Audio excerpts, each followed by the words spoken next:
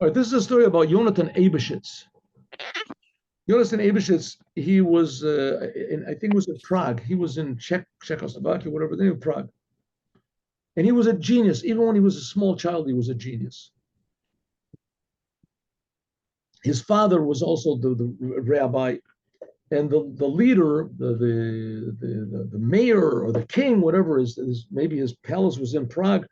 However it is, he heard about the genius of this young boy, and he called his father and he said, "How old is your son?" 3 years old. He said, "Okay, I want you to do this. The streets of Prague are very winding and confusing and everything like that.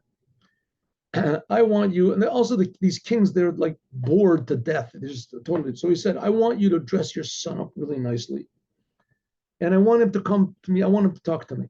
Come to, he says, "Okay, no problem." He says, "But I want him to come on his own.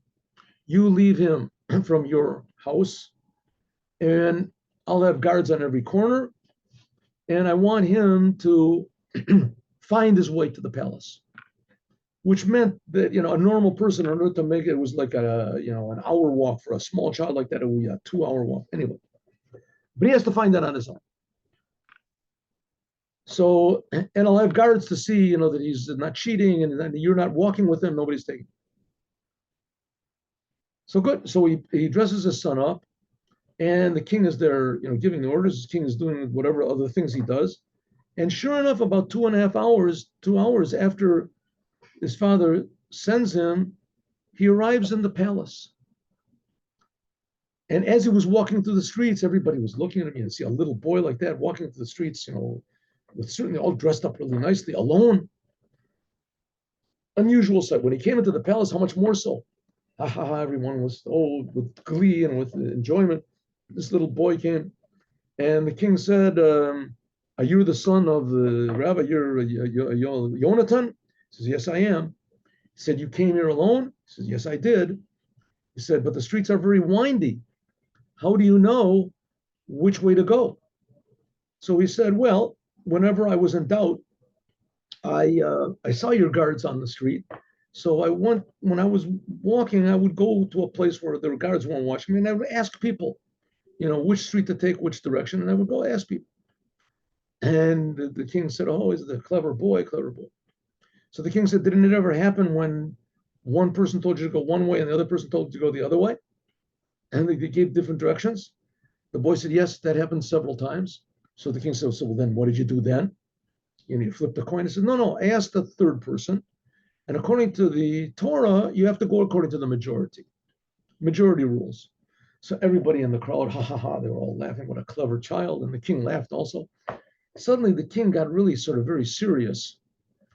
And either him or his bishop that was standing next to him, he said, "My son, listen to what you just said.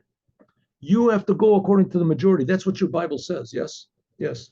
So will you Jews are outnumbered by the people in the church, right? By the non-Jews, you're outnumbered 500 to 1, 1,000 to 1. So you have to go according to the majority. And the majority says that you have to believe like we do in the Gospels and this." So everybody, they want to see, what's the child going to answer? Everyone was quiet. And Jonathan Ibashit said, "Oh, Your Majesty and Your Honor," speaking to the priest, "Your Honor, I'm sorry, I'm just a young boy. I didn't make myself clear. That if I was walking and two people gave contradictory directions, and I would ask a third person and go according to the majority, and because the Torah says majority rules, that's only if you don't know where you are.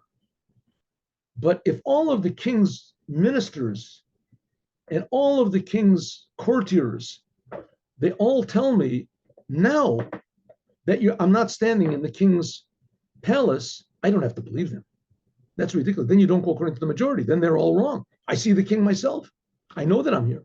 When you go to the majority, you're going with there's a doubt. Then you go according to the majority. But if there's no doubt, then you don't go according to the majority.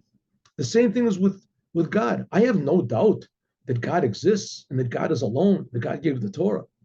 I have no doubt about that. In fact, no Jew has any doubt about that. If you have a doubt, then maybe you start considering other opinions. But when you're in the king's palace, then you don't ask for a majority opinion. Everybody clapped. And that shows what we should feel and what we should know. And we should understand that what the world is lacking is certainty. And what the Jewish people are lacking is certainty. And for sure, certainty, we Jewish people were chosen by God. For sure, certainty, without any doubt, God gave us his Torah to improve the world. With no doubt, with certainty, the land of Israel belongs to the Jewish people. It belongs to the Creator. In order to serve the Creator, only the Jewish people can do it. For sure, certain. And when we're certain of these things, then there's no question. Even if the whole entire world tells us otherwise, is we don't have to listen to them because we are in the king's palace. Have a good day with Mashiach now. See you all tomorrow at 8:15 tomorrow morning. Thank you so much, Rabbi. My pleasure. Thank you. Shalom. Thank you. Sure.